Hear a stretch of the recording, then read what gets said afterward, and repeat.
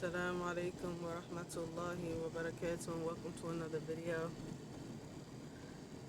Subhanallah, something I don't know if I mentioned this before, but this is a reoccurring event that happens with myself as well as my son Ziad, and that is having to explain to people, especially living in Ajman, that we are American, and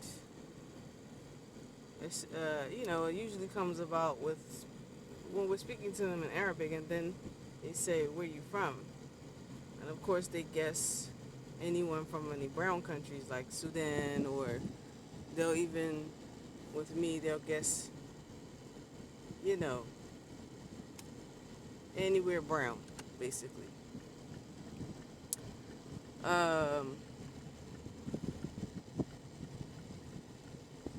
but the problem is when we tell them that we're American,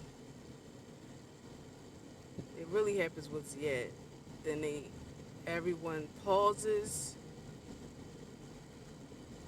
puts their head down, and it's written all over their faces that they've now concluded that Ziad is a liar.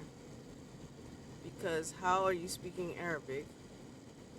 You dressed in a kandora or thobe. You're here in Ajman. And in their minds, there are no Americans. I've never even met an American before. And Americans don't speak Arabic. And if they do, then it's not going to sound like what you sound like. And why on earth would you be here with us? So you're a liar. Stop with Allah. You're ashamed of your country. Some people have even thought, like the Emiratis, they thought he was Emirati. And if he's saying that he's American, they're like, A'udhu Billah. They changed their demeanor. Like, you're ashamed of where you come from? Alright. Even if you took the Jinsiyah or the citizenship of America, let's say, you did that, why would you lie and say you weren't Arab? What is your problem? So, subhanallah, that's a challenge because they literally changed their behavior. They're like very friendly, and then, first they think he's joking when he says he's American, and then the face turns to, wow, this person is stuck with Allah. Why? I don't understand. You don't have to lie. It's not because it's, you know, no brown people in America. It's just that the whole dynamics of the situation just don't add up. Where we live, what you wear, how you speak, and then you say American. Like, that doesn't happen. So we're an oddball. We're odd man out. As far as myself, I just bust out in, you know, English, just pure English. Like, no, I'm really from America. And then they're like, okay, wow, okay, mashallah, you are. What are you doing here in Ajman? But he said, I'm tired of going through it. I don't want to do that, you know, because it gets tiring. You have to explain it all the time. And I blame, of course, Western media. I also blame the fact that the Muslims who come here from the West, they don't even make an effort. I'm not going to say everyone does it. I'm not going to say that. But most of them don't make an effort to learn the Arabic language and mix with the people. So someone like myself is unbelievable. My son, he's unbelievable.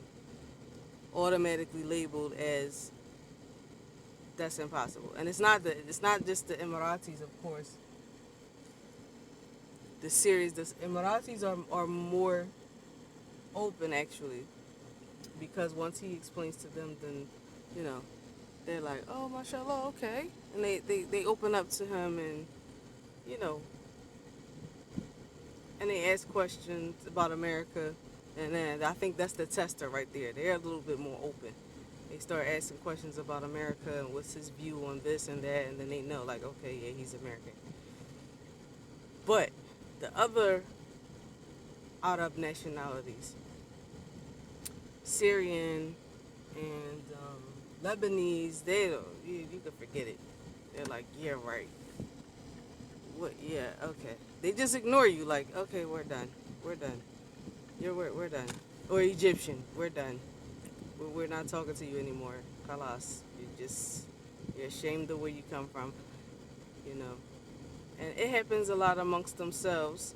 Um, you know, those those of the Arab who have taken Western citizenship, then they'll just say, I am French, I am American, I am Canadian, I am. They just claim the citizenship or the identity of the country they were born in or that they took the citizenship from, denying their, obliterating their Arab ethnicity in speech anyway. They know they're Arab, but they just claim the Western citizenship. So I'm sure that they have their own pet peeves and they're like, okay, yeah, we know what kind of person you are. You know, I understand it, but it's just, it's tough. You know, it's tough to just keep explaining. But alhamdulillah, overall, it's a good experience. But yeah, the Western media has done a number on the world. Period. They also only depict black people or brown people as rappers. That's not by accident, you know, or criminals. So the media here don't necessarily know about the criminality part, but they only know of black people as being rappers or gang members. So when they do come to the conclusion, okay, yes, you're American, were you ever in a gang? Do you rap? And I had to explain to someone, even a sister who's, mashallah, she's married to an African American. I had to explain to her that most African Americans or black Americans are not rappers. Um, they are not on public assistance. They are not loud. They have professions of different types. They're in all sectors of society. They're middle class and upper class. But those who are less fortunate and those who come from the poorer areas are the loudest. They need to make noise. So they become rappers and whatever else. But the educated are quiet because they don't feel a need to be seen.